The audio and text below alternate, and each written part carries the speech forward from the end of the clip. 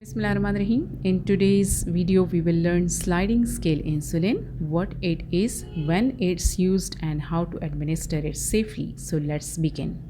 How would you define sliding scale insulin? It is a method of administering rapid-acting or short-acting insulin based on the patient's current blood glucose level. The insulin dose is adjusted according to a predetermined scale. What is the purpose of sliding scale insulin? It is to control hyperglycemia, to provide correction doses of insulin. It is commonly used in hospitalized patients and often used as a temporary measure rather than long-term diabetes management.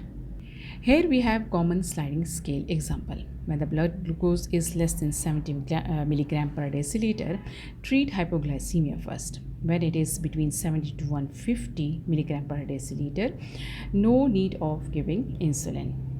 When the blood glucose lies between 151 to 200 mg per deciliter, give 2 units of insulin. When it goes up to 250, give 4 units. When it goes up to 300, give 6 units. When it goes up to 350, give 8 units. And when it goes up to 400 mg per deciliter, give 10 units. And in case of blood glucose of more than 400 mg per deciliter, the instruction which is given to the staff nurses is that notify physician and consider additional treatment.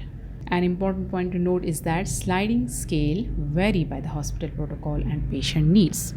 The types of insulin used are rapid acting like insulin Lispro, insulin aspart, insulin glulicine.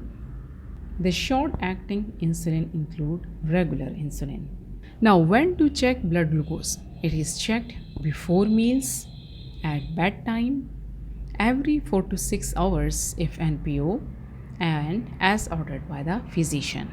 The advantages of sliding scale is that it is simple and easy to implement. It is useful for short-term glucose correction. It is flexible for fluctuating blood glucose levels. There are certain disadvantages of sliding scale insulin.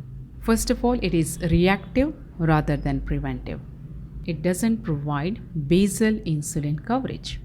There is increased risk of glucose fluctuations. There is higher risk of hypoglycemia if used alone. It is not recommended as a sole treatment for most of the patients with diabetes. So, what are the nursing responsibilities? First of all, check blood glucose before administering insulin. Verify the correct insulin type and dose. Ensure the patient is eating if rapid-acting insulin is given. Monitor for the signs of hypoglycemia, which include sweating, tremors, confusion, and palpitations. Recheck blood glucose after treatment if hypoglycemia occurs. Document blood glucose values, insulin dose, time, and patient response. It's very important to be aware of the signs of hypoglycemia when the blood glucose level is less than 70 mg per deciliter, and those common signs include sweating, shaking, hunger, dizziness, confusion, tachycardia, and loss of consciousness. So, how to do treatment of hypoglycemia? Remember rule of 15. Give 15 grams of fast-acting carbohydrate if the patient is conscious. Recheck blood glucose after 15 minutes. Repeat if blood glucose remains less than 70 mg per deciliter. Now, there are certain key points to remember regarding the sliding scale insulin. First of all, sliding scale insulin is correctional insulin, not basal insulin. Always follow the institution's approved protocol.